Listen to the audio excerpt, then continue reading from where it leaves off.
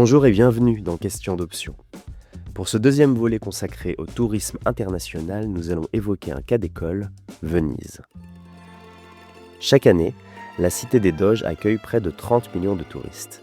Dans les années 1950, ce chiffre était seulement de 50 000. Cela illustre bien l'explosion de l'attractivité de la cité pour les visiteurs du monde entier. Le géographe Rémi Knafou, auteur de l'ouvrage Hypertourisme, revient d'abord en quelques mots sur l'histoire économique de Venise.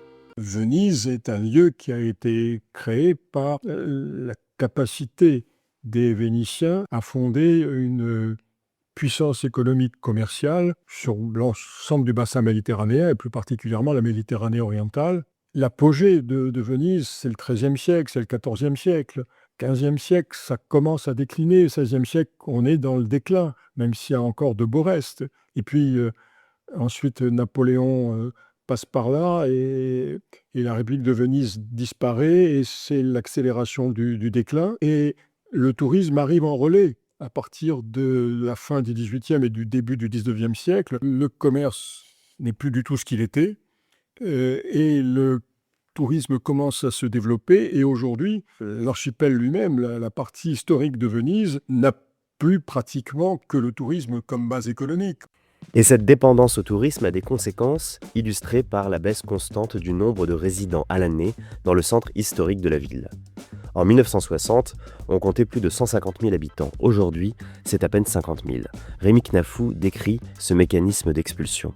Le processus va crescendo. Le prix de l'immobilier augmente fortement, ce qui conduit à la fois à l'éviction de ceux qui n'ont plus les moyens de rester sur place, mais aussi à la tentation pour ceux qui bénéficient de la hausse des prix et qui sont propriétaires d'appartements de les mettre sur le marché, soit en les vendant en résidence secondaire, soit en les louant temporairement. Et c'est comme ça que les Vénitiens contribuent eux-mêmes au fait que non seulement on a privé ses enfants de pouvoir y habiter, mais soi-même on va partir pour laisser le logement à des touristes. Ce processus que j'ai même qualifié de processus d'auto-expulsion, qui se développe à Venise lorsque le tourisme est devenu cette base économique indispensable, sans égal, et en même temps absolument nécessaire, puisque c'est ce qui permet aussi d'entretenir ce patrimoine extraordinaire, mais qui est vulnérable, qui est fragile, qui est coûteux.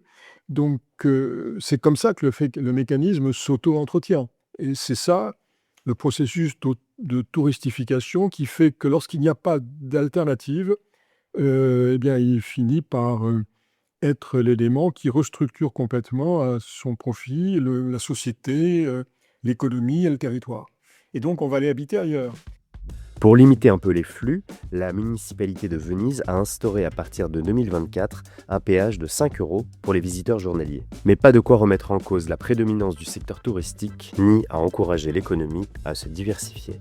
L'aboutissement de ça, c'est la transformation de Venise en parc à thème, c'est-à-dire dans lequel il n'y aura plus que des touristes et des gens pour les accueillir et pour les servir. Ce qui n'est pas forcément une vue de l'esprit, c'est quelque chose qui est envisageable.